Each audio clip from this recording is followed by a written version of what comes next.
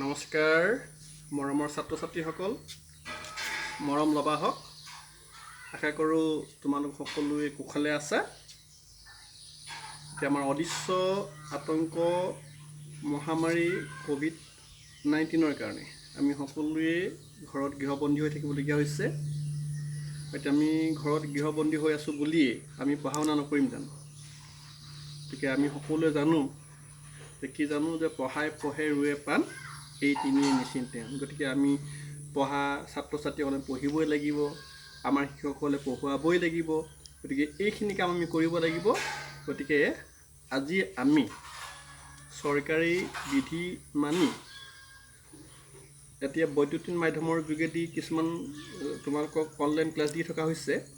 আজি মই অলপ ব্যতিক্ৰমী ধৰণত তোমালোকক আমাৰ পাঠ্যপুথিত থকা এটি পাঠ ৰঘুনাথ চৌধুৰীৰ ৬৫ নামৰ কবিতাটো আমি আলোচনা কৰিম। আৰু এই ৬৫ নামৰ কবিতাটো আলোচনা কৰাৰ আগমুহূৰ্তত আমি কবিজনাৰ বিষয়ে কিছু কথা জানি লওঁ।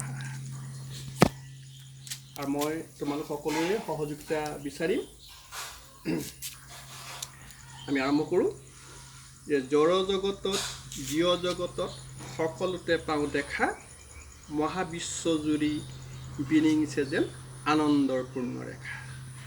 নতুবা কাৰ পৰশত ফলিলি বান্ধৈ, অ মোৰ সাদৰী ফলাম পাহি। কাৰ পৰশত ফলিলি বান্ধৈ, অ মোৰ সাদৰী ফলাম পাহি। সেউজী পাতৰ উৰণি গুচাই, কাৰ ফালে চাই মাইলি হাঁহি। এনেকুৱা ধৰণৰ কবিতা আমি আগে পিছে শুনিছোঁ নাই বাৰু?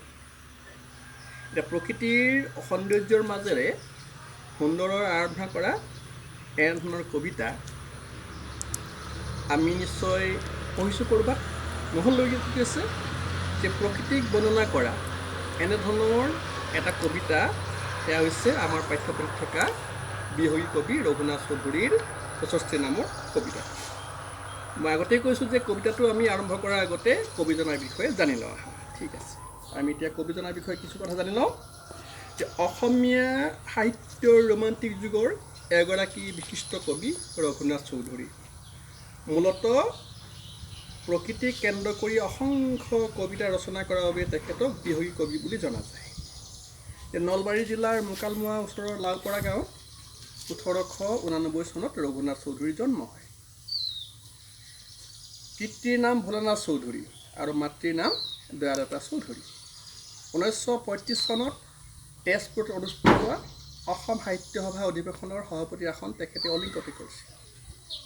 ইয়াৰ ন্যায়াধীশ হলিৰাম ডেকাই তেখেতক বিহগী কবি আৰু কামৰূপ সঞ্জীৱনী সভাই কবিৰত্ন উপাধিৰে ৰঘুনাথ চৌধুৰীক সন্মানিত কৰিছিল। সাহিত্য জগতত বিহগী কবিৰ ভূমিকা আছিল দ্বৈত ধৰণৰ। দ্বৈত মানে দুটা ৰূপ। এটা ৰূপ হ'ল সাংবাদিকতা আৰু আনটো হ'ল কবি। যে বীৰকুচি গাঁৱৰ প্ৰাকৃতিক সৌন্দৰ্যৰ মাজত তেওঁ বিচাৰি পাইছিল কবিতাৰ উৎস। ইংৰাজ কবি ৱৰ্ডছৱৰ্থ, কিটছ, শেলীৰ দৰে তেওঁৰ প্ৰকৃতিৰ আলমত ৰচনা কৰিছিল কবিতা। আৰু সেইকাৰণে তেখেতক কোৱা হয় যে আমাৰ অসমৰ ৱৰ্ডছৱৰ্থ।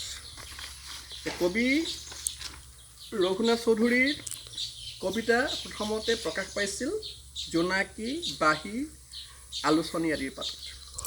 আৰু তেখেতৰ ৰচনাৱলী হ'ল সাদৰী, কেতেকী, কাৰাবালা, দহি কতৰা, নৱমল্লিকা, মনাই বৰাগী, লেচেৰি বুটলা, কবিতাৱলী, বন্দী জীৱন আদি। আৰু তেখেতৰ একমাত্ৰ গল্প সংকলন হৈছে পচতীয়া। আৰু তেখেতৰ মৃত্যুৰ পিছতে প্ৰকাশিত দুখন পুথি হ'ল মনাই বৰাগী আৰু পচতীয়া। আমি এইখিনিতে তেখেতৰ কবিতা পুথিসমূহৰ বিষয়ে কিছু কথা জানি লওঁ। ১৯১০ চনত প্ৰকাশিত সাদৰী তেখেতৰ প্ৰথম কবিতা পুথি। কেতেকী ১৯১৮, যে ৰঘুনাথ চৌধুৰীৰ এখন অনুপম কাব্য। ডক্টৰ বাণীকান্ত কাকতিয়ে কেতেকী পুথিখনৰ সম্বন্ধে মন্তব্য কৰিছিল যে বহাগীৰ বিয়াত যি আনন্দৰ পূৰ্ণৰেখা উদ্ভিদ আৰু চৰাইজনীৰ জীৱনত আবদ্ধ আছিল, কেতেকী কবিতাত সেই আনন্দই পাৰ ভাঙি আহি মানৱ সমাজৰ ঘৰুৱা জীৱনকো প্লাবিত কৰিছে। পিছৰ কবিতা পুথি কাৰাবালা 1923, কাৰাবালাৰ কাব্যৰ বিষয়বস্তু হৈছে ইছলাম ধৰ্মৰ প্ৰৱৰ্তক মহাত্মা হজৰত মহম্মদৰ বংশধৰ শেখবন্তি এমাম হুছেইনৰ শোকাবহ কাহিনী। ইছলাম ধৰ্মৰ এই প্ৰসিদ্ধ কাহিনী কাব্যখনত মনোৰমকৈ প্ৰকাশ পাইছে। কাৰাবালাৰ বালিত মিহলি হৈ আছে মহাত্মা হজৰত মহম্মদৰ বংশৰ শেখবন্তি হুছেইনৰ তপত তেজ। দহিকতৰা 1931 কবিৰ পৈণত বয়সৰ ৰচনা। দহিকতৰা মাতে কবিক আপোন পাহৰা কৰিছে। তেতিয়া কবিয়ে পৃথিৱীৰ অনুপম সম্পদৰাজিক সহজতে মানি ল'ব পৰা নাই। কবিৰ মতে মৰতত ফুল আৰু চৰাই ৰূপে অৱতীৰ্ণ হোৱা এইবোৰ সৰগৰ সাপৱস্থা অপেশ্বৰী।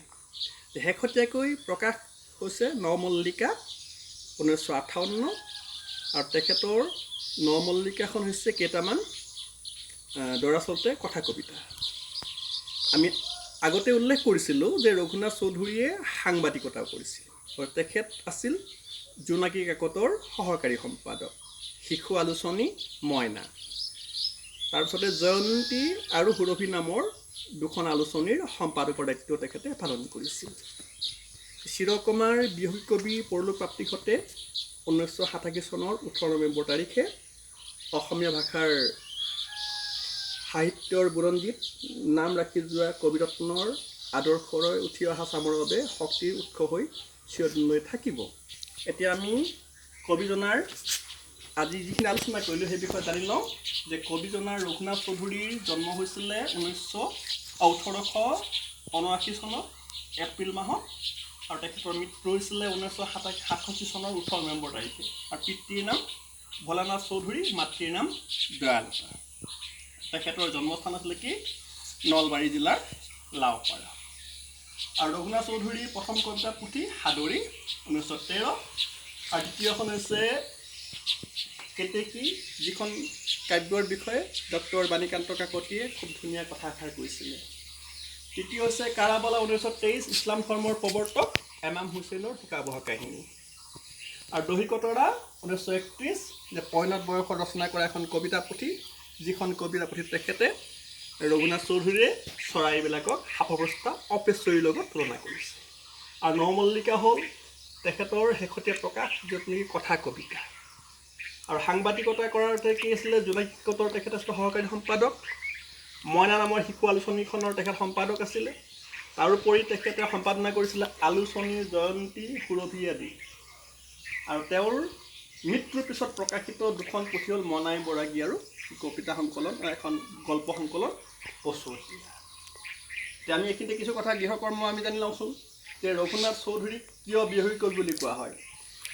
যে চৰাইক বিহগ বুলি কোৱা হয় আৰু ৰঘুনাথ চৌধুৰীয়ে সাধাৰণতে চৰাইৰ সম্বন্ধে অধিক কবিতা ৰচনা কৰিছিল বাবে তেওঁক বিহগী কবি বুলি কোৱা হয়। ৰঘুনাথ চৌধুৰীয়ে সম্পাদনা কৰা শিশু আলোচনীখনৰ নাম কি?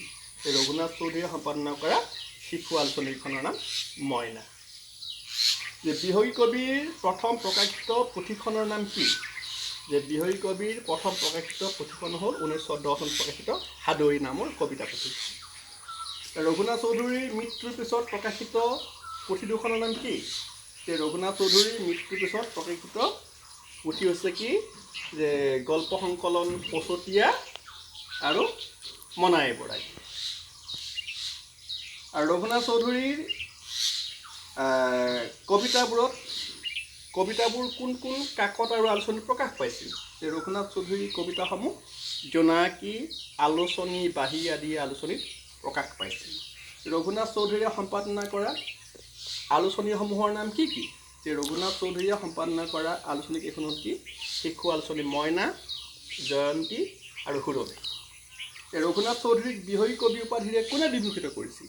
ৰঘুনাথ চৌধুৰীক ন্যায়াধীশ হলিৰাম ডেকাই বিহগী কবি উপাধিৰে বিভূষিত কৰিছিল। কবিৰত্ন সন্মানেৰে ৰঘুনাথ চৌধুৰীক কোনে সন্মানিত কৰিছিল?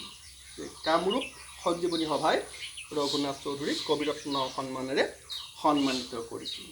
ৰঘুনাথ চৌধুৰীয়ে অসম সাহিত্য সভাৰ কোনখন অধিৱেশনত সভাপতিত্ব কৰিছিল? ৰঘুনাথ চৌধুৰীয়ে 1935 চনত তেজপুৰত অনুষ্ঠিত হোৱা অসম সাহিত্য সভাৰ অধিৱেশনত সভাপতিত্ব কৰিছিল। আমি এইখিনি কথাৰে আজিৰ পাঠটো সামৰিছোঁ আৰু আমি পিছৰ পাঠতে 65 এই কবিতাটোৰ আলোচনা কৰিম।